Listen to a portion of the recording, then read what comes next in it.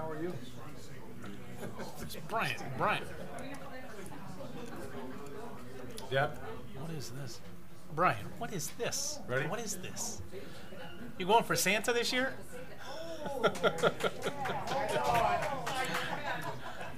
Oh my goodness. I'll call the meeting to order. Pledge of allegiance. I pledge allegiance to the flag of the United States of America and to the republic for which it stands, one nation, under God, indivisible, with liberty and justice for all.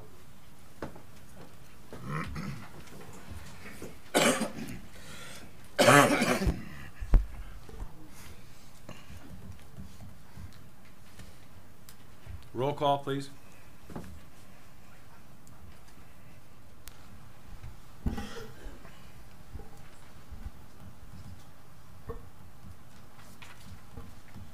Alsop. Here. Cruikshank. Here for the last time. Heifel. Here. Shield. Here.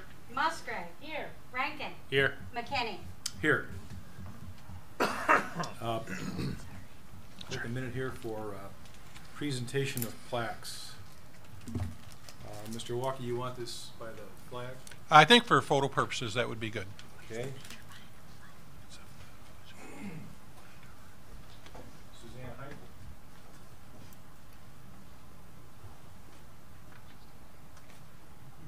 In appreciation for your faithful and dedicated service as a member of the Village Housing Council, Suzanne Heifel.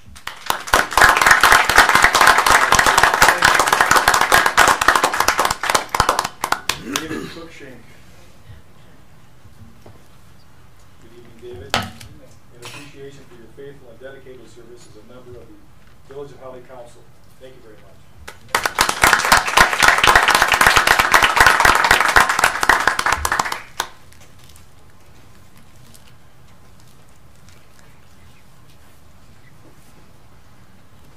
Oaths of office.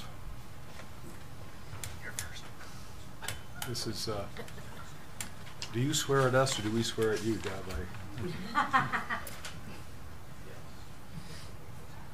President McKinney.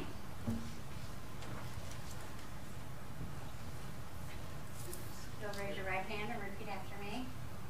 I do solemnly swear or affirm I do solemnly swear or affirm that I will support the Constitution of the United States that I will support the Constitution of the United States and the Constitution of this state, and the Constitution of this state, and that I will faithfully discharge the duties of the office and I will faithfully discharge the duties of the office which I am about to enter which I am about to enter according to the best of my ability. according to the best of my abilities. Congratulations, Mr. President. Councilor Rankin.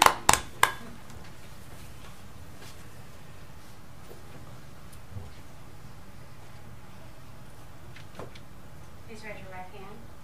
I do solemnly swear or affirm I do solemnly swear or affirm that I will support the Constitution of the United States that I will support the Constitution of the United States and the Constitution of this state, and the Constitution of this state, and that I will faithfully discharge the duties of the office and I will faithfully discharge the duties of the office which I am about to enter which I am about to enter according to the best of my ability. according to the best of my ability. Welcome to another council.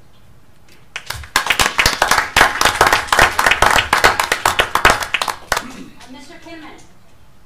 So this is the time for those of you in the audience where our new council members who were just elected at the November 6th election are sworn in, and will take the places of Councilman Cruikshank and Heifel. If you'll raise your right hand, please. I do solemnly swear or affirm I do solemnly swear or affirm that I will support the Constitution of the United States that I will support the Constitution of the United States and the Constitution of this state, and the Constitution of this state, and that I will faithfully discharge the duties of the office and I will faithfully discharge the duties of this office which I am about to enter which I am about to enter according to the best of my ability. according to the best of my ability. Welcome to the council, Mr. Kinman.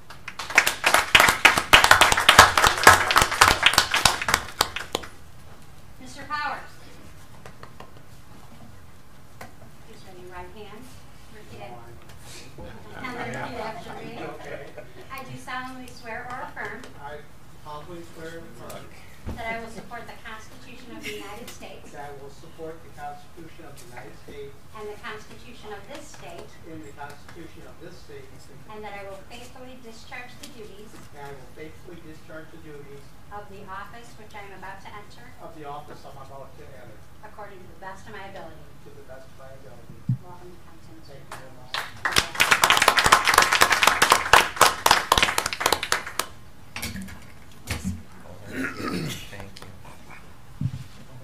Okay, thank you. Oh, thank you very much. Thank you.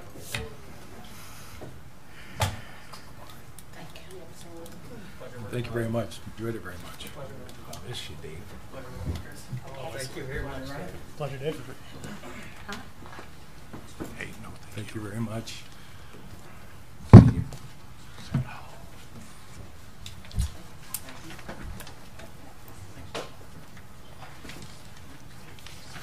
been a pleasure.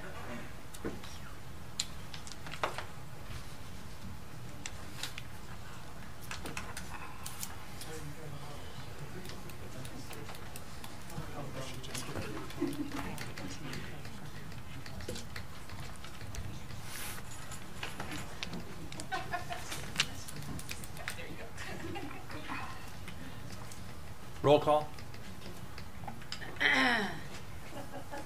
Alsop. Here. Shield. Here. Musgrave. Here. Rankin. Here. Kinnaman. Here. Howard. Here. McKinney. Here. Consent agenda. All items listed under consent agenda are considered to be routine and non-controversial by the village council and will be approved by one motion. There will be no separate discussion. If discussion is desired, that item will be removed from the consent agenda and discussed separately immediately after consent agenda's approval in its normal sequence on the agenda. What is the pleasure of council? I'll make the motion to approve the consent agenda as presented. Support. There's a motion and support. Roll call vote, please. Musgrave. Yes. Rankin. Yes. Alsop. Yes. Kinnaman. Yes. Howard. Here? Yes. Shield. Yes. McKinney. Yes. Motion carried. Public comment. Members of the public can address council once recognized by the chairperson. Comments are limited to a maximum of 4 minutes. Council may extend this time up to an additional 4 minutes by a majority vote. Prior to addressing council and members of the public, we ask that you please state your name and address for the record. Anyone to offer for public comment? Mr. Love.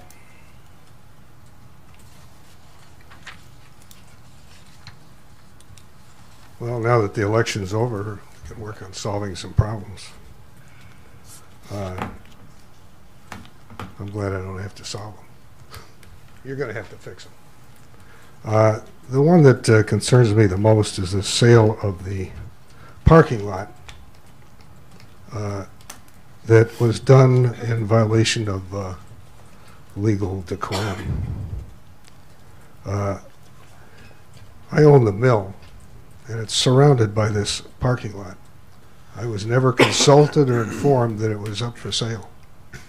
I was at the meeting, and here I have the copy of the minutes where I talked to, there's not been due diligence in the way that we sell our real estate here. There's no signs that the fire hall is for sale. There's no prices that have been discussed. There's nothing that's really out in the open. And this is an example of what happens when you do it that way. And in this minutes, and here's the people that were here: Mr. Cullis, Madam Musgrave, Rankin, and Alsop were ones that all voted for this sale of the building. The only mention of it is the sale of the building. Oh, there's no parcel numbers here. When you sell a property, you need to list the parcel numbers. There were 2 parcel numbers. Here's a map. I'm going to give you a copy of this. Here's a map. Here's the headquarters. Here's the parking lot. They're 2 separate. It says here multiple parcels. The sale price for the parking lot is listed as 0, and the sale price for the building is at $411,000. And then it lists here what the appraisal for the parking lot was appraised at $81,000 by the county. So this was an illegal sale. It isn't documented. It was never approved by the council. And the way you do it when you sell property, you list the parcels. That was never done. So this is it's an illegitimate sale. And you have a responsibility to correct it. And I don't know if you're planning on doing anything. Just come down here to public comment and forget about it. You have an obligation to deal with it.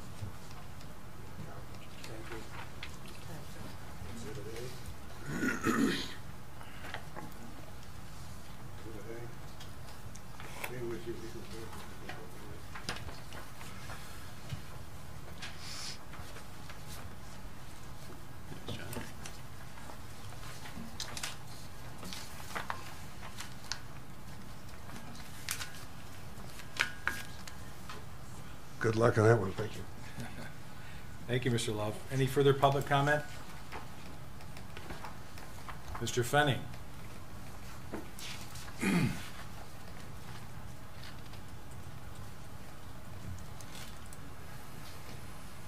My name is Ray Fenning. I'm from Rose Township. I'm the vice president of the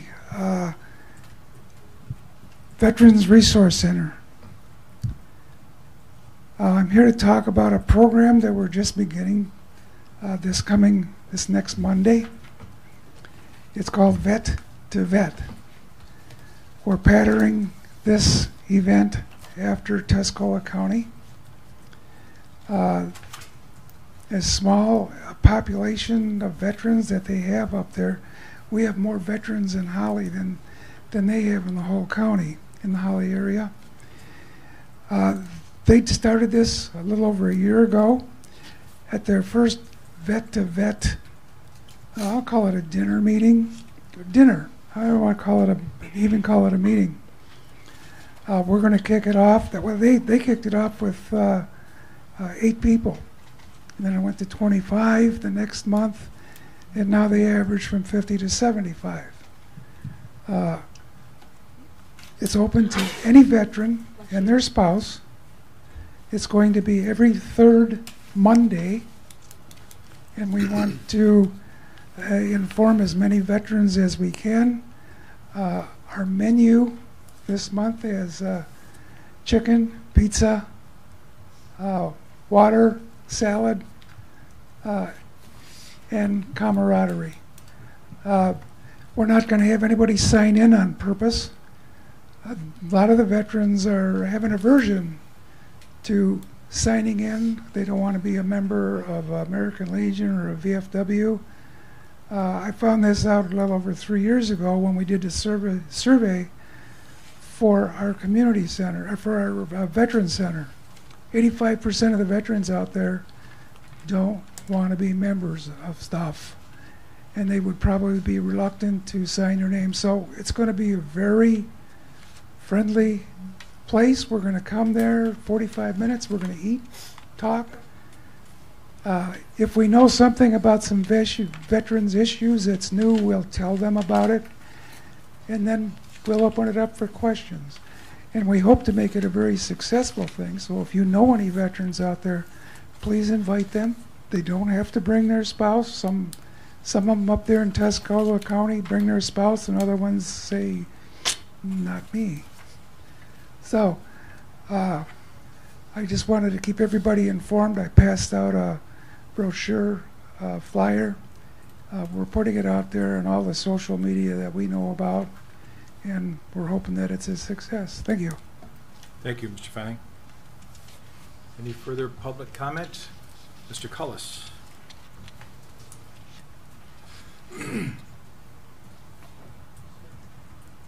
George Cullis, 601 East Maple Street. In regards to this sale that Mr. Love was referring to, the one comment I wanted to make, because he did come to my office and talk to me, and I was on the council with Debbie at the time. It's 2013. It's hard to remember what our conversation was at the time and what we did. But his bigger concern when he talks about it being an illegal sale is the municipal parking lot is now privately owned. He owns parcel number 009, and his concern is it makes it a landlocked parcel, where before, when it was a municipal lot, it wasn't landlocked. A little different variance. So his biggest concern is of an easement type of thing. I know I spoke to the village manager, and at the time of sale, we have some agreement where the village maintains that lot and so forth. So I just wanted to draw your attention to that, because as he stated, that's the part he left out, and that's the part that I think might need to be investigated, just to protect that piece of property going forward, and the fact that we're not allowed to have landlocked property. Thank you. Thank you, Mr. Collis. Any further public comment?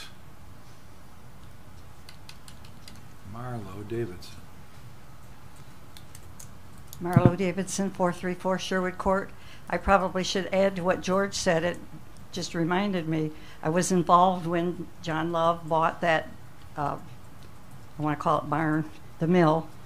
And the problem that he had is because it was landlocked. So I went to work, did a lot of work on it to encourage the village to buy it. I went and talked to the railroad people, and of course we were too small, but after I was done, a month or so later, they presented a deal for the village. So they did buy it, and that made it available for people to get in and out. And the possibility if he sold that building, then it was okay. Thank you. Thank you, Marlo. Any further public comment? Seeing none, hearing none, we'll close public comment.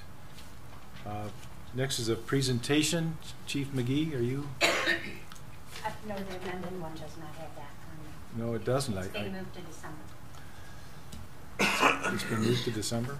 Yes. Okay. We still have the farmer's market. That'll be Brady. Yes.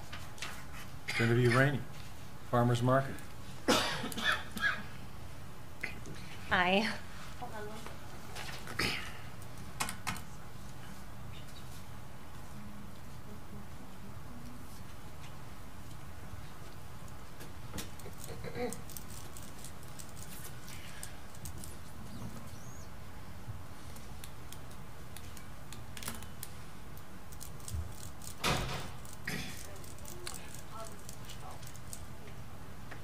Fell asleep.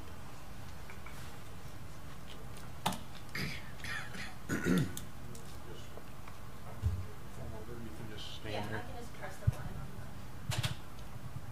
the. Okay. Good evening. Hi, so I'm Genevieve Rainey.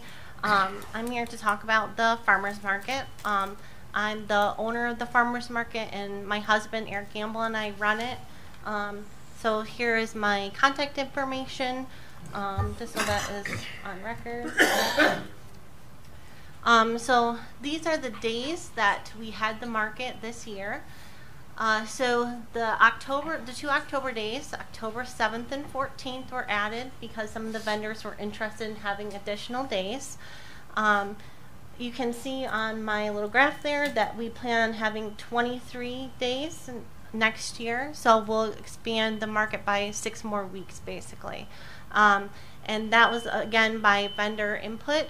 So we weren't able to start the market until mid or late June this year because it was all depending on the Springfield Farmers Market closing down, the one in Davisburg.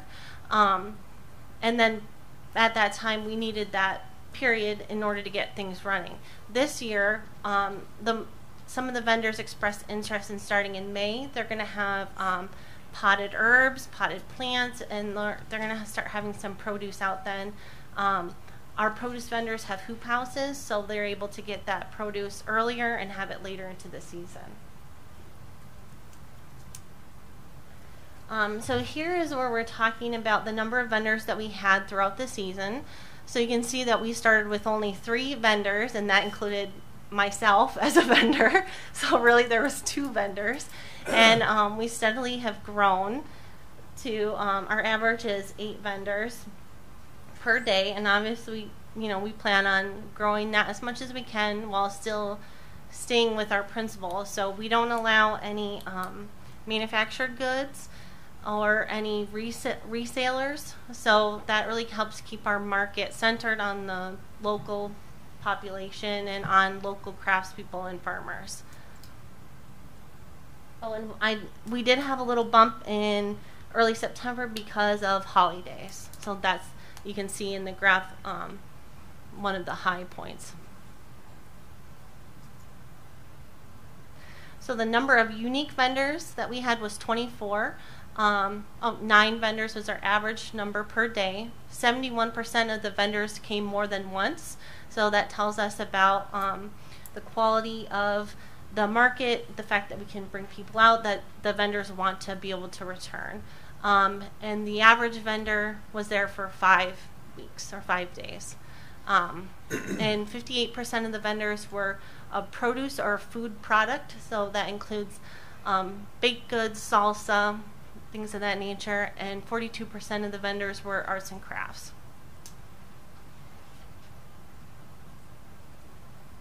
So here's our finances, how everything broke down over the season. So we charged $10 a day for a 10 by 10, $18 a day for a 10 by 20, and then only one of the vendors had a larger space than that, and we worked out something with her where she paid $30. Some days she would have 4 spots, some days she would have 3, but that was our main produce vendor. Our expenses, you can see they broken down. $342 were towards advertising, so that includes signs, banners, Facebook advertising. We also spent money on our craft supplies and bounce house, so that's like kids-oriented activities. Operating expenses were things like trash cans, cones, trash bags, pendant banners to show, that we were open, receipt book, stuff like that. Taxes, this was an estimate. And then our train depot fund, we put in $166.80. I just rounded up to $167. And then you can see our revenue by month.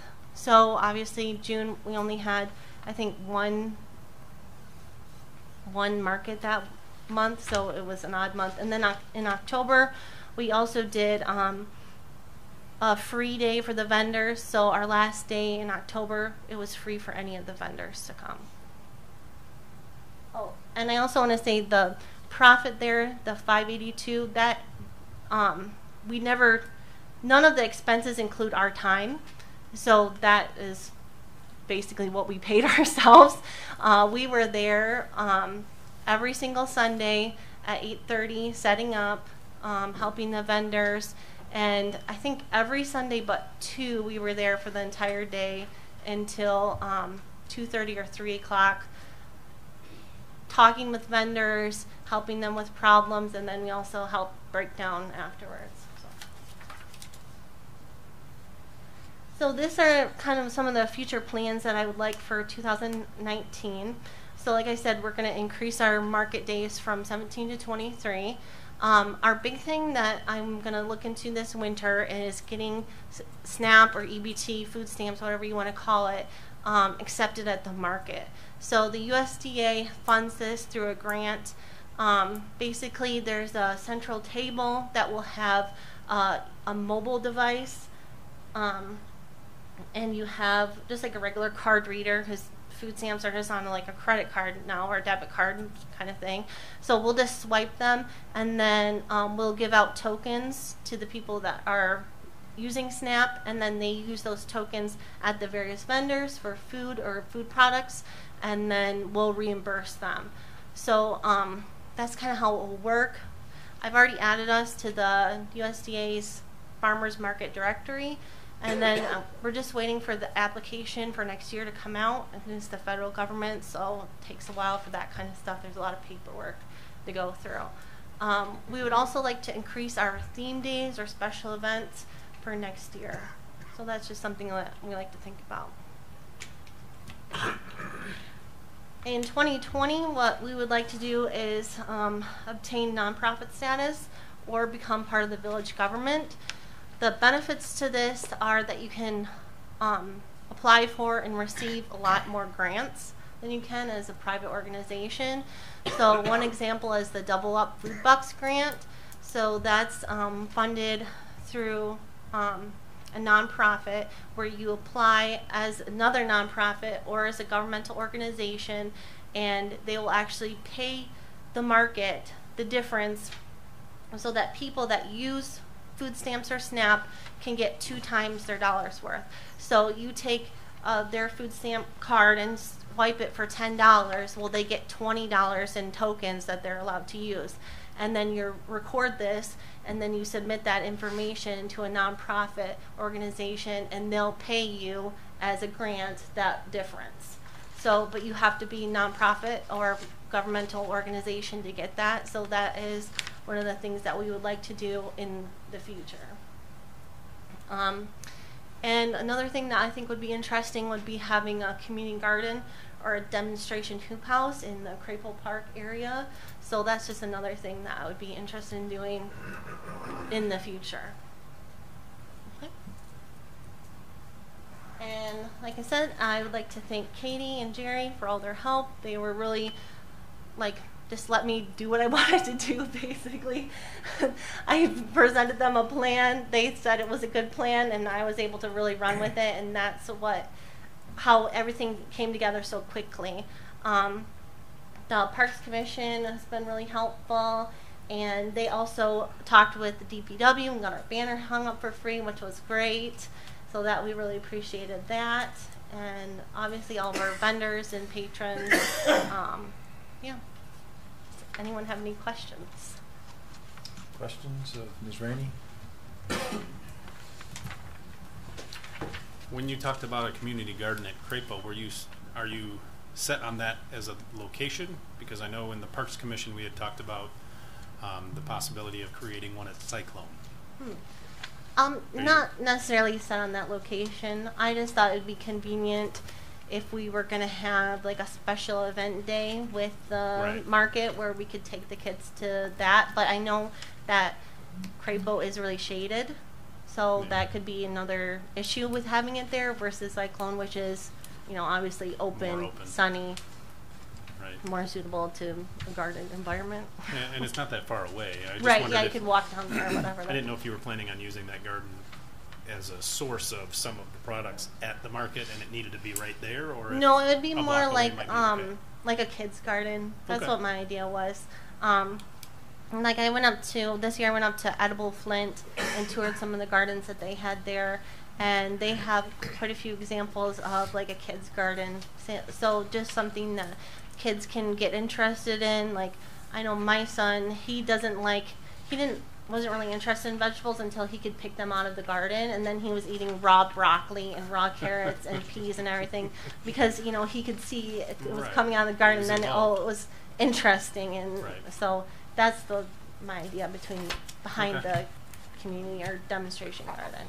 Yeah, at our first meeting I think we'll be talking about that community garden, so I'll get a hold of you. Okay. In the meantime. Yeah, definitely. Okay. Thanks. Any further questions or comments for Ms. Rainey? Can I only say the only reason she got so much freedom is because she had such a good plan. So I don't want you to think we just let her go willy-nilly. So we did look at what she was going to do there. Thank you very much. Yeah.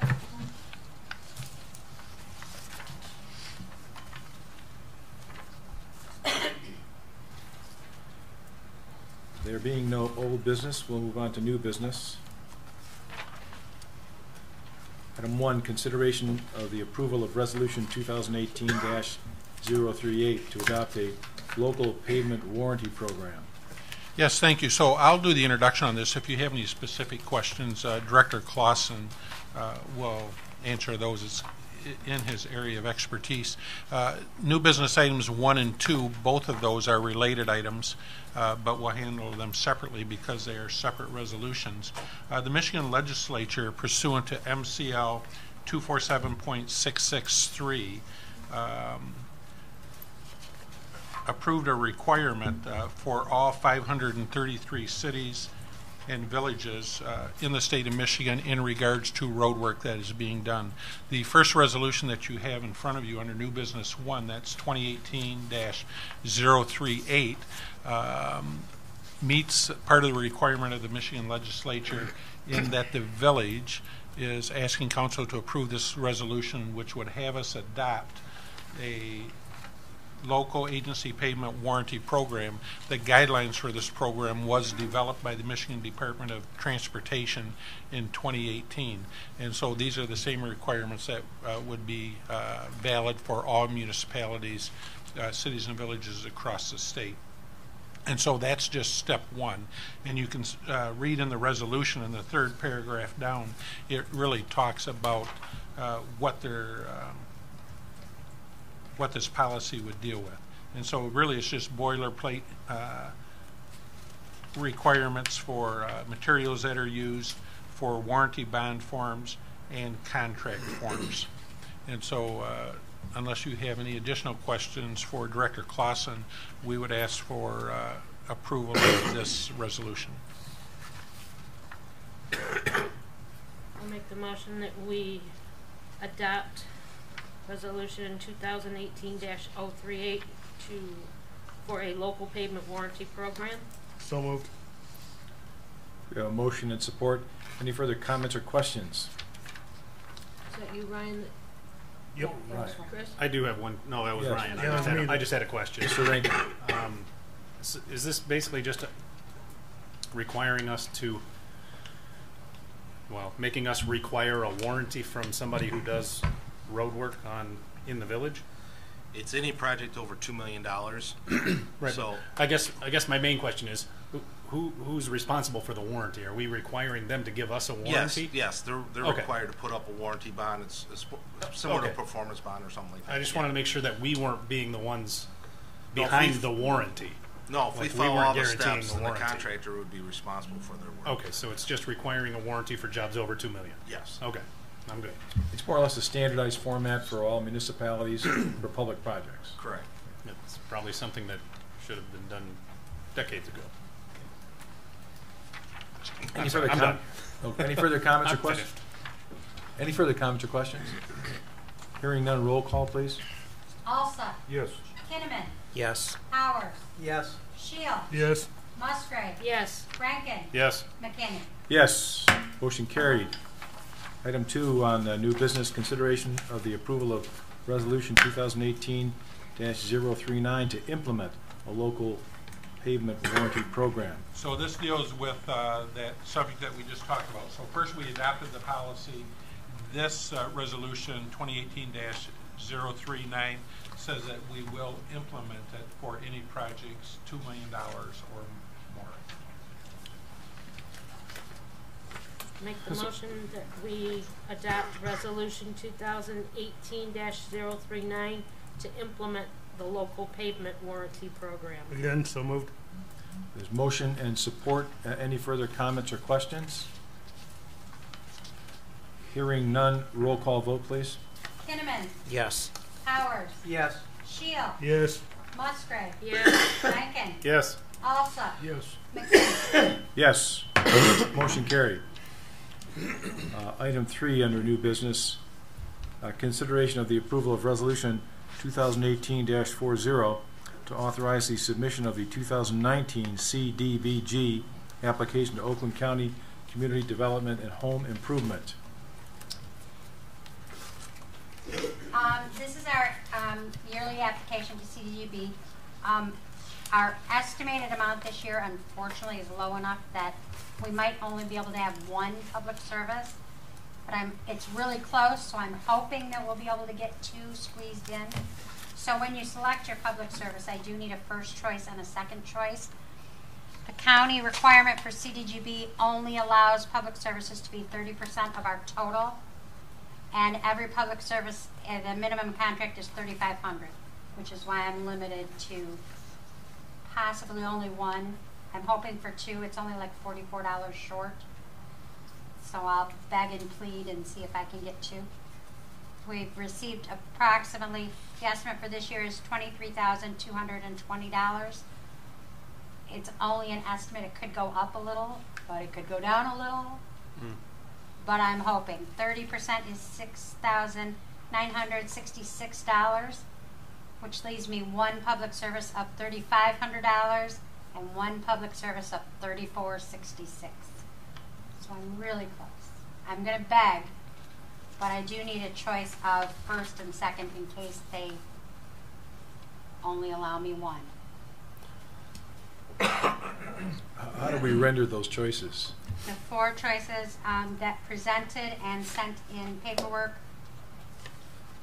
were the yard services from Ulsha, youth services from Haya, the sustenance payments from Neighbor for Neighbor, and Haven. I have a question, Debbie. Did we have a cutoff time frame for these applications to be submitted? Because I only remember one coming to the last. Only meeting. one came to the public hearing. Right. The others submitted letters. Okay. Within that time frame? Yes, they did. They're attached to in your packet. The letters that they submitted. I would make a motion that we select Neighbor to Neighbor for our first choice and Haven as our second choice for the CDVG funds that may be available. What's your second choice? Haven. I'll support that. There's motion and support to select Neighbor to Neighbor as the first choice and Haven as the second choice by council. Any questions or further discussion on that motion? I have a question. These funds that are left over from prior years, and I may have the wrong understanding, but I thought those had to be used up in the current year. They do, however, their current year, like 2018 funds from last year have not been released yet. CDGB, because of the federal grants, they are submitted very late. I got the 2017 funds in June of this year. Okay. What So- about 2016 though? 2016, there is still some outstanding with Haya that hasn't been spent yet. I think a small amount is still left. I just Yeah, I submitted think a bill. 268. Yeah. But the 17 was just released a couple of months ago. Ulsha spent quite a bit of theirs already. And 2018 has not been released yet. Any further comments or questions? The motion once again is first choice Neighbor to Neighbor, second choice Haven. Hearing no further comments or questions, roll call vote please. Powers. Yes. Shield. Yes. Musgrave. Yes. Rankin. Yes. Alsop. Yes. Kinnaman. Yes. McKinney. Yes, motion carried. Item 4 under new business, consideration of the approval of appointments to boards and commissions. So with the recent election and some change in council members, that created some vacancies in board and commissions. This is the time when the village president would make appointments to those boards. Yes, I have a cheat sheet here somewhere. Give me just a minute.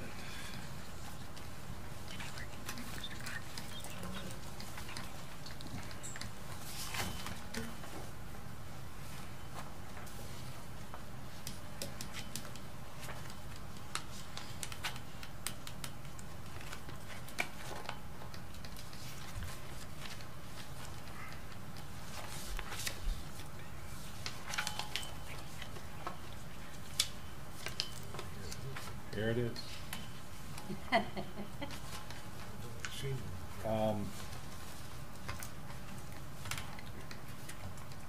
My nominations are Planning Commission, Councilor Kinnaman as Council Liaison.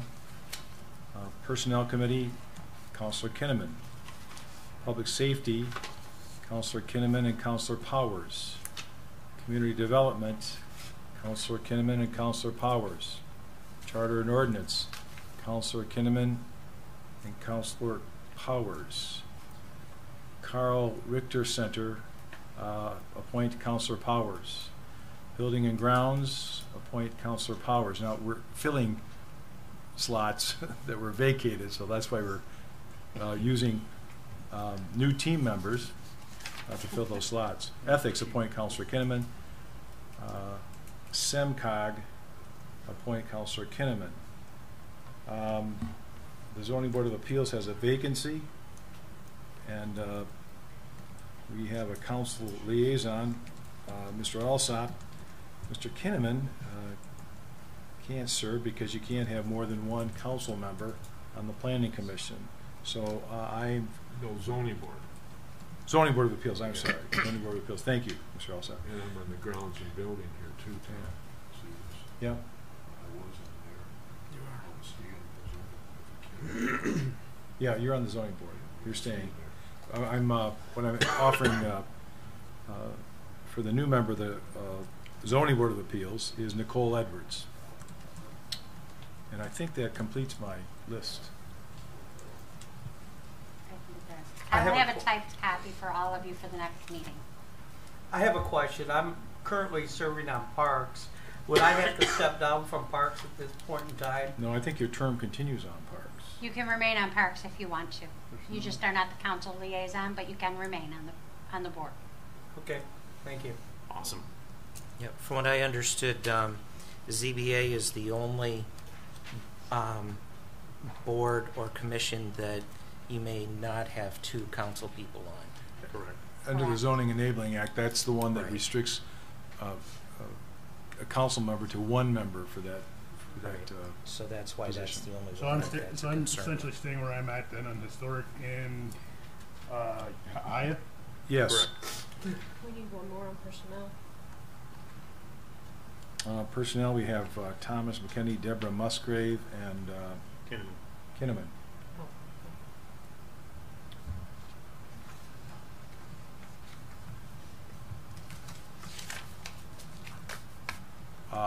Any further comments, questions, or discussion? Hearing none, a motion would be in order. So moved. Support. Motion and support to accept the appointments as articulated here in the meeting, and as will be documented and made available to council. Roll call vote, please. Shield, Yes. Musgrave, Yes. Rankin, Yes. Alsop, Yes. Kinnaman, Yes. Powers, Yes. McKinney. Yes. Motion carried. I have nothing. Okay. That was close. I didn't hear any support, so. Item 5 under new business, special event, Run Like the Dickens. So this special event permit is in your new business section because it was submitted inside of the 60-day requirement. This is a repeat event that's occurred for the last several years. Police Chief Story has spoken with Nick Ejak, who is the coordinator for this event, and talked to him about the run route and different safety events. So if it were submitted over 60 days or over, it would have been a consent agenda. It is a new business just because it was submitted less than. Does that go for Dickens Festival also? That is correct. Yeah. I'd make the motion that we approve the special event permit for Run Like the Dickens. Support. Motion and support. Any further questions or discussion? Hearing none, roll call vote, please. Musgrave, Yes. Rankin, Yes. Alsop, Yes. Kinnaman, Yes. Powers, Yes. Shield, Yes. McKinney. Yes. Motion carried. Item 6 on new business, special event, Dickens Festival. So just as President Pro Tem Musgrave stated, this special event application is in your new business because it was just submitted recently, like 3 or 4 hours ago. But it again is a repeat event. It is basically the same as in years past. Staff would recommend approval of this event. I believe Councilor Rankin included both of these in his motion. I didn't No. think so. No. No, just for the Run Like the Dickens. Oh, I thought you said both.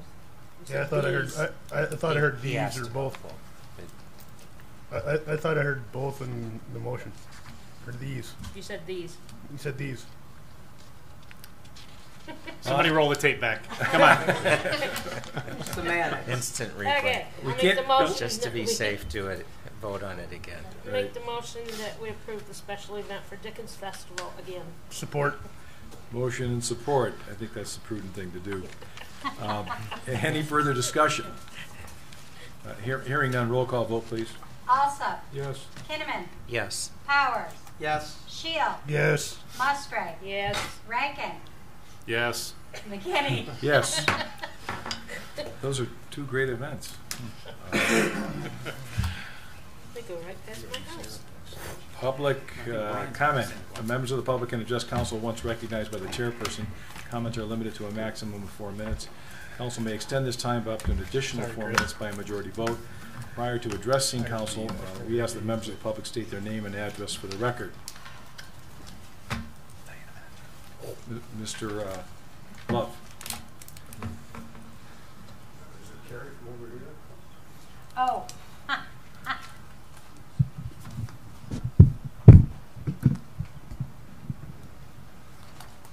John Love, 200 North Saginaw. I'd just like to have you consider making a plan for 2019 and presenting what that plan is. Here's a couple of candidates for you, items. The waterworks.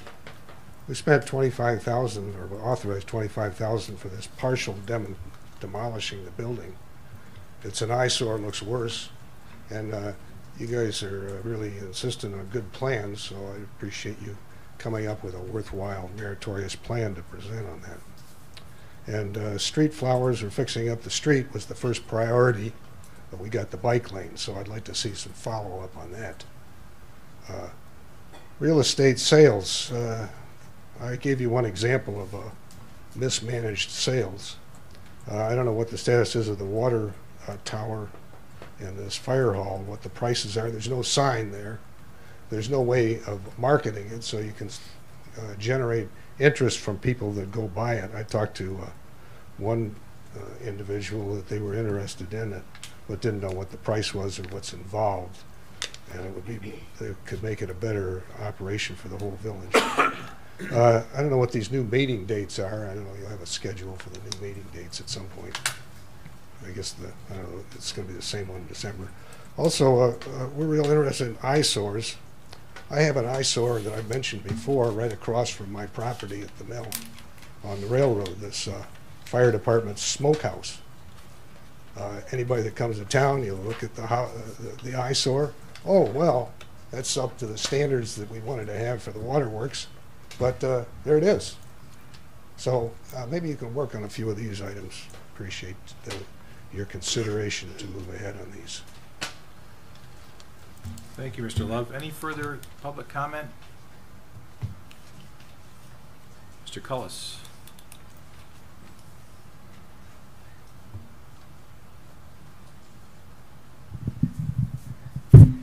Yes. I just wanted to add some clarity. Councilman Musgrave was questioning about the HIA funds. I'm a member of the HIA board.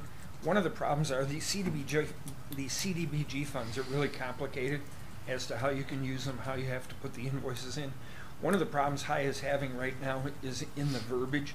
Apparently the money can only be used if it's designated for youth, if it's designated for young adults.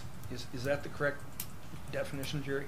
Yeah, I believe so, yes. And that's part of the problem. They did some events that covered that age span, but CDBG, so they're working with the county right now to get that cleared so they can do that. So that's part of that fund that's held up. Thank you.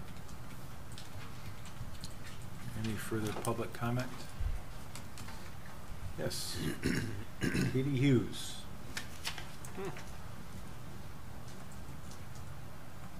Katie Hughes, 8965 Buckhorn Lake Road. Just wanted to give you an update and let you know how Ladies Night Out went. As you know, that we host two events, two Ladies Night Out events, one in the spring and one in the fall. And we had our event on Friday, and it was wildly successful. Even though there was freezing rain and snow and cold wind, the two tents we had, the welcome tents, lifted up a little bit with that wind. Thank you to Chief Story for helping to bring the tents back down. We are estimating we had at least 1,200 women who attended the event in that 4-hour span. We gave out free bags with goodies. We gave away nearly 800 bags in less than an hour.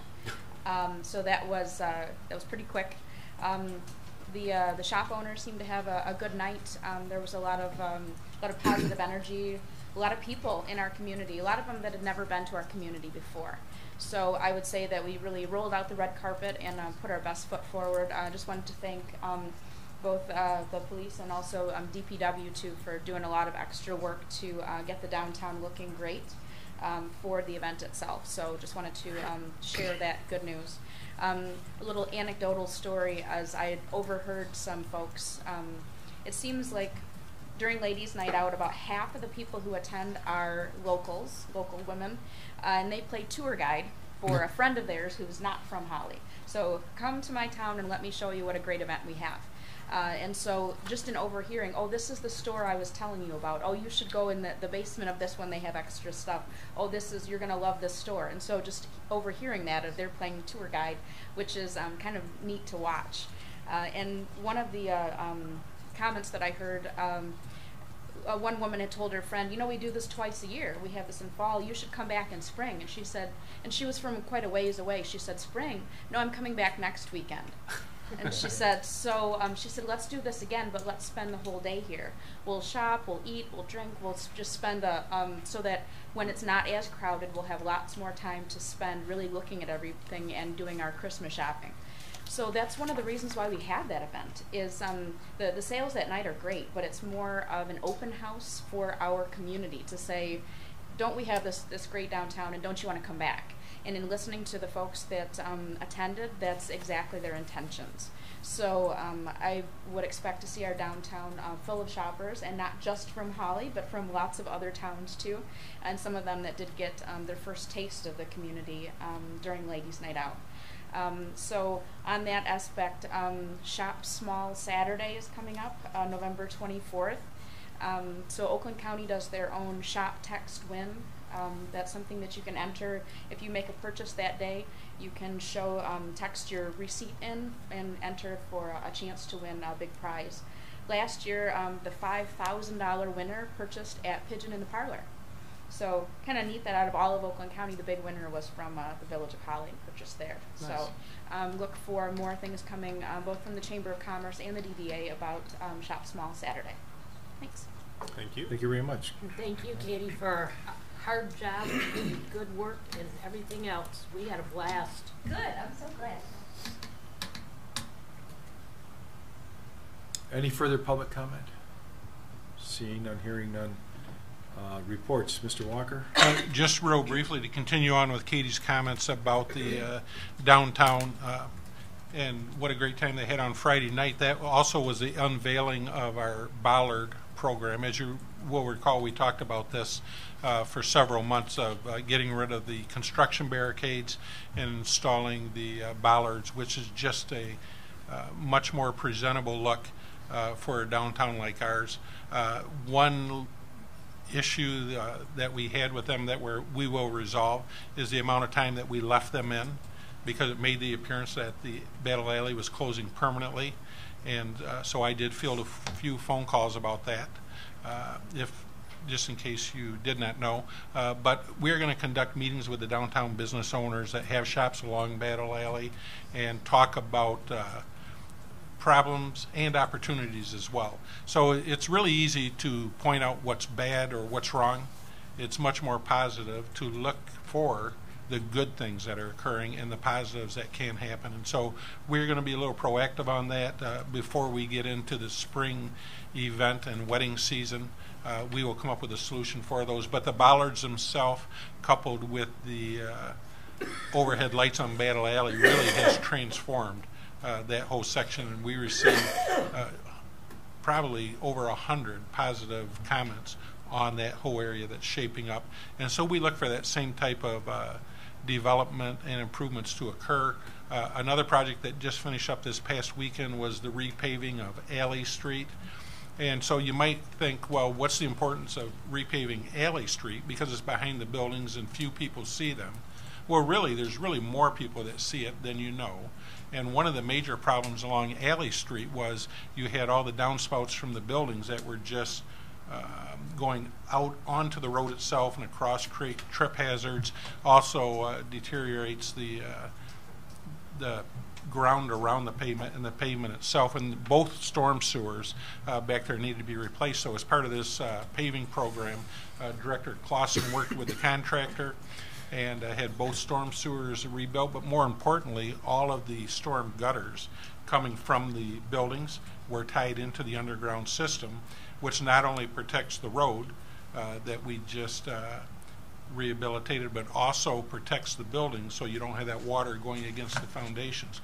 All of Holly is important. The downtown area, because of the age of the buildings and some of them because of their fragile condition, although we do applaud the people who have preserved them in the past, such as Mr. Love, and the new owners who are working on them now and really improving. But we look at this whole project that we did down there not only as a beautification project, but as a historic preservation project into the downtown, because it's important to us. And the very last thing I noted under paragraph 2 of my written report about a fundraiser, Pins for Parks.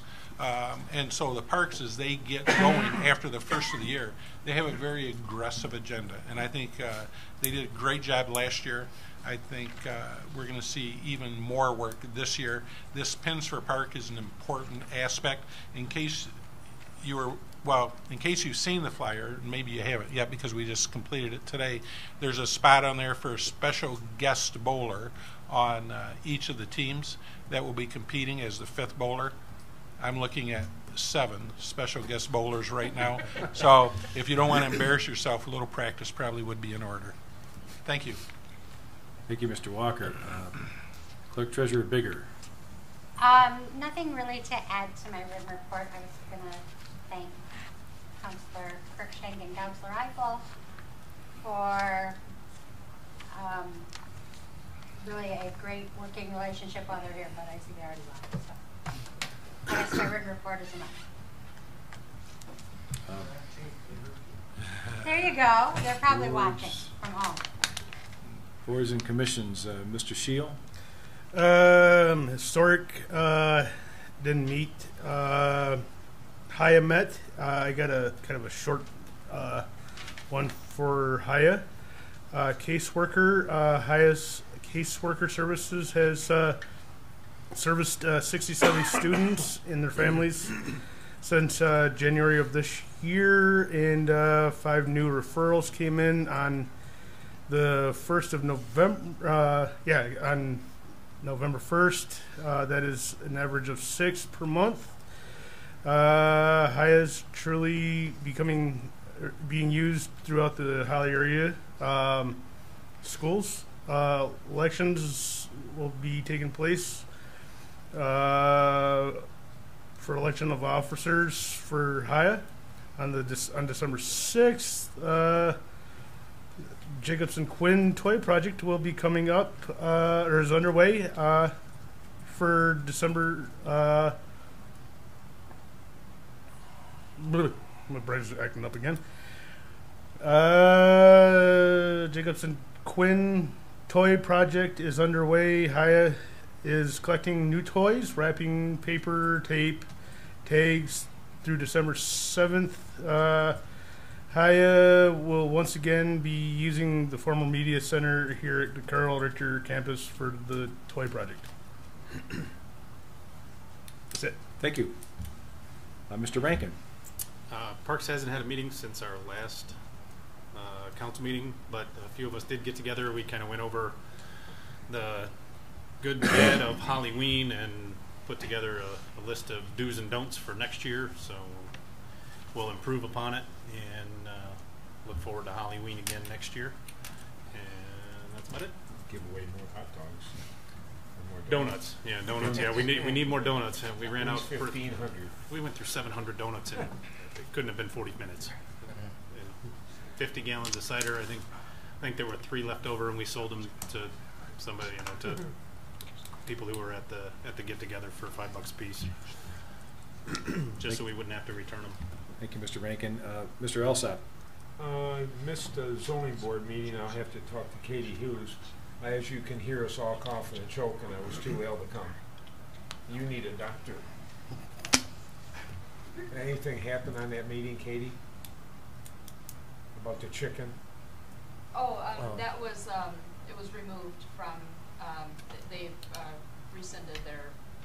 Thanks for covering, because I was ill. No problem. That's all I got. Thank you. Ms. Musgrave. Personnel and finance has not met, so I have nothing to report. Okay. Mr. Kinnaman and Mr. Powers, you haven't been on a meeting yet, so. I haven't been there yet, so. I'm gonna come back to you though in a minute. Council comments, Mr. Shield. A couple things. I just want to say welcome aboard, Mr. Kinnaman and Mr. Powers. It'll be a privilege to work with you guys over the next couple of years. And welcome back, Chris and Thank you. Mr. McKinney. Again, it'll be a privilege working with you too. Again, over the next couple of years. And another thing is, I just have one kind of maybe one lighting concern over about the trash thing in the Red Devil parking lot. About putting some lighting in there, so it is on the list. Alrighty, thanks. Thank you, Ryan. Mr. Rankin. Welcome to Mr. Powers, Mr. Kinnaman. Glad you're back, Mr. McKinney. Look forward to working with everybody for another 4 years. And that's all I have. Thank you. Robert? Nothing, just welcome aboard, everybody. Me and Debbie got 2 more years. You sound like a prison sentence. I got 2 more years, Bob. Doesn't sound encouraging. Hey, Bob. Turns around and scratches on the wall. Hey, Bob, I got 2 more years also. Oh, that's right, you do. Ms. Musgrave? I'd like to welcome the new folks to the board, Mr. Kinnaman and Mr. Parks, and Chris, thank you for coming back. And It's the least I can do. Thank you. That's right. Good to have you all aboard. Mr. Kinnaman, comments? First of all, thank you to the voters for entrusting your village to all of us and allowing me to come and represent you. Thank you for approving Dickens Festival. That will happen before our next meeting, and Thanksgiving weekend and the 2 following weekends, we kick off with the lighted parade and the lighting of the Christmas tree on Black Friday. So hopefully everybody will be able to be a part of that. Before we even get to that, we have Fezziwig's Ball, and that is this Saturday night. We still have tickets available, and this is going to be a wonderful evening. Wonderful evening. I can't wait to have it at the Holly Hotel. And yeah, you can't go to the Holly Hotel for $25. So buy a ticket and come and enjoy a fun evening. You do not have to dress in costume. Just dress up. Dress for the holidays. If you have a costume, great, and we will enlist you for the next 3 weekends too. But those are great things coming up. One question that I have that I'd like to see if, especially the 2 of us, if we could have information on the lawsuit that is out there, so that we are kind of up to speed on that. I don't know if we need to make a motion or request or how we do that, but just so that we're kind of on board with a couple of the other things that are happening. Sure, we can provide you with some past history on what has occurred at or before your next meeting. Really, you're sitting in the chair where Ms. Hypa was, and her constant question to the attorney where it was any changes or anything new, and the standard answer was No. But we'll provide you with an update. There has been a few payments made by the Silverman Company, but by far there's still a large debt. Not recently, though, right? Not recently. Okay. You're absolutely correct. The one that I'm really asking about, though, other than the Silverman one, is the one against the village at this point on Sure. the So water. that was the one alleging improper use of the funds. As you know, that was dismissed. That case, according to the court, it absolutely had no merit to it. The case has been appealed to the Court of Appeals, to where both attorneys, the plaintiff and the village's attorneys, which are Miller Canfield, have filed written briefs to the appellate court, and so that is where it sets right now. There is a date scheduled in 2019, early 2019, for oral arguments. The unfortunate thing about that case is, as I said, the case has no merit. So far, the village has spent over $300,000, close to $350,000 in legal fees to defend a case which never should have been brought to begin with. So basically, that's where we're at with that. And the amount of money is just atrocious that we had to spend it. And as I said, it's unfortunate because that falls right back on the users of the system. And so really, that's where it sets right now. We're waiting for those oral arguments. Thank you. That's all I Anything had. further, Mr. Kennedy? That would be it. Thank you. Mr. Powers? No, I'd just like to say it's going to be a real honor and privilege to serve the great village of Holly. I've been talking with Jerry and people on the Parks Board about some exciting things that will be coming for the parks next year, and I guess we can't talk too much about it right now, but it is coming, and I think everybody will be very excited about it. And what excites me the most about it is something that we are not asking for tax dollars for. So it's going to be something that we're going to be submitting grants for and doing fundraisers for, and to really enhance and better the people's lives here in the village.